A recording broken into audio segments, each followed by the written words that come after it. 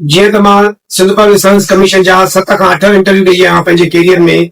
उनमें मां 2 दफ़ा सिंध पब्लिक सर्विस जो सीसी एग्ज़ाम पास कयो आहे, इंजीनियरिंग कैडर जा 2 एग्ज़ाम पास कया आहिनि, फॉरेस्ट डिपार्टमेंट में 2 एग्ज़ाम पास कया, पुलिस डिपार्टमेंट में 2 एग्ज़ाम पास कया आहिनि।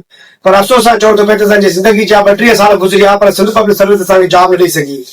कमीशन जा एग्ज़ाम बार बार लगातार पास करण जे बावजूद भी सिंध पब्लिक सर्विस सिंध जो नौजवान इंसाफ़ न करे सघी आहे।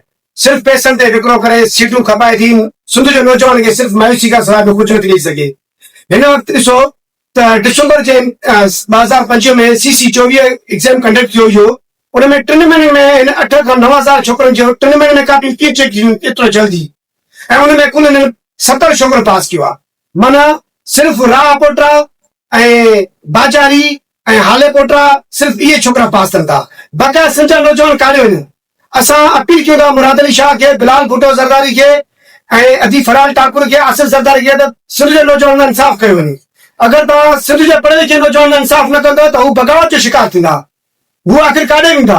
एक जन कराची सां आहियां, मास्टर जो शागिर्द आहियां। हिन वक़्तु दोस्तनि सां गॾाइनि जॾहिं आउं पाण उते लाइब्रेरी में स्टडी करे दोस्त राहूं कयूं। पहिरीं ॻाल्हि इहा त Sindh public service commission Sindh जे नौजवान खे मुर्दा लाश में तब्दील करे छॾियो आहे। हिकु तरफ़ केपीटी आहे, ॿिए तरफ़ पंजाब ऐं वफ़ाक़ी जेका पंहिंजो फेडरल पब्लिक सर्विस कमीशन बि आहिनि। पर जीअं दोस्त ॻाल्हि की मुराद अली शाह जो वॾे वॾो जेको ख़रीदार आहे, जेको हुनजो नौकर आहे सलीम बेजारी, जेको ॿोलियूं थो लॻाए ऐं सिंध जे नौजवाननि जे मुस्तक़बिल खे दावा ते लॻाए 4-4 करोड़ रुपयनि ते लेक्चरशिप जेका आम तौर ते ॾिनी पई वञे, 60 खां 70 लख हुनजो रेट आहे।